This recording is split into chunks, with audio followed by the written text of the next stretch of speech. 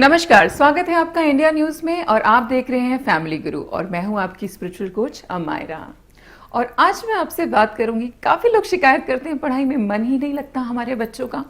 बिल्कुल ठीक कहा आपने, लेकिन कभी हमने जानने की कोशिश करी है कि क्यों पढ़ाई में मन नहीं लग रहा है बच्चों का और कैसे हम उसको जो है ठीक भी कर सकते हैं, कैसे हम उनका मन लगाने में उनकी मदद कर सकते हैं।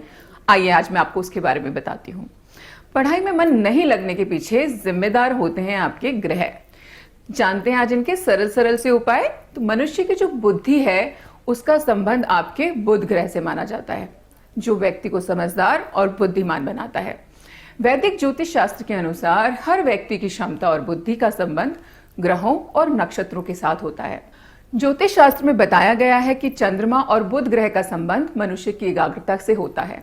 चंद्रमा मन को प्रभावित करता है तो बुध ग्रह आपके मस्तिष्क को प्रभावित करता है। कई बार देखा जाता है कि सारी सुख सुविधाओं के मिलने के बाद भी कुछ बच्चे पढ़ाई में कमजोर होते हैं। तो ज्योतिष शास्त्र के अनुसार बच्चों की पढ़ाई में कमजोर होने के पीछे इन्हीं ग्रहों को जिम्मेदार बताया गया है। कुंडली में इन ग्रहों के दोष का असर मनुष्य के शैक्षणिक स्तर पर और करियर पर देखने को मिलता है। बुध ग्रह का क्या प्रभाव है? ज्योतिष शास्त्र मानता है कि जब किसी व्यक्ति की जन्म कुंडली में छठे, 8वें और 12वें भाव में बुध ग्रह अगर विराजमान होता है और इस पर बृहस्पति की दृष्टि पड़े तो ऐसे में व्यक्ति की शिक्षा में काफी परेशानियां आती हैं और इनकी शिक्षा अधूरी छूटने की आशंका भी बनी रहती है। व्यक्ति काफी मेहनत करने के बाद भी करियर में अच्छा मुकाम हासिल नहीं कर पाता। ज्योतिष शास्त्र में बताया गया है कि चंद्रमा जो है वो आपके मन को प्रभावित करता है। तो इसके अलावा चंद्रमा का जो संबंध है वो शिक्षा के साथ भी होता है, क्योंकि अगर आप कॉन्सेंट्रेट नहीं कर पाएंगे तो कैसे पढ़ाई होगी, है ना। तो पढ़ाई में मन नहीं लगेगा आपका।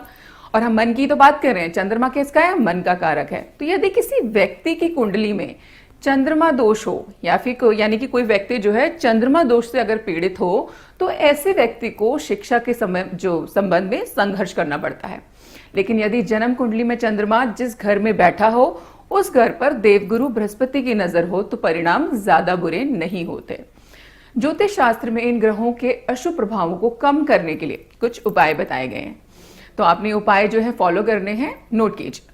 प्रातःकाल उठकर सबसे पहले तुलसी के पत्तों का सेवन करना चाहिए। साथ ही ओम आयम सरस्वताय नमः का आप जाप करें। हर बुधवार को भगवान गणेश को दूर्वा चढ़ाएं। एकाग्रता को बेहतर बनाने के लिए पन्ना रत्न आप धारण करें। देखिए यहाँ पे मैंने भी किया हुआ है ना। आप लोगों से इतनी सारी बातें करनी होती है तो कॉन्सेंट्रेशन मुझे भी चाहिए। लेकिन जब आपने जो पन्ना धारण करना है ये किसी विद्वान ज्योतिष की सलाह के बिना मत कीजिएगा, किसी न किसी से सलाह लेने के बाद ही कीजिए। सूर्य देव को जो है रोज आप जल अर्पित करें। हरी सब्जियां खाएं, सलाद का सेवन करें। हम आपको यहाँ पे हरी सब्जी और हरा सलाद क्यों बोल रहे हैं खाने के लिए? क्योंकि जो हरा रंग है वो बुध ग्रह को रिप्रेजेंट करता है और हमने अपने बुध ग्रह को यहाँ पे मजबूत करना है। ठीक है। रोज सुबह गायत्री मंत्र का आप जाप करें। हरे कपड़े पहने। सुबह स्नान के बाद जो है पीला चंदन माथे पर, कंठ पर और सीने पर लगाएं। ये आपकी प्रोटेक्शन के लिए भी होता है और आपकी एक दृष्टि जो भगवान ने आपको दी है उसको ओपन करने में आपकी हेल्प करता है, जिससे कि आप अपने आसपास हो रही सभी चीजों को समझ पाएं। तो अगेन रिलेटेड टू योर बुद्धि। तो आशा करती हूँ आपको उपाय पसंद आए होंगे। करके जरूर देखिएगा और हमें जरूर बताइएगा। आप देखते रहे फैमिली गुरु और मुझे आज्ञा दीजिए। नमस्कार।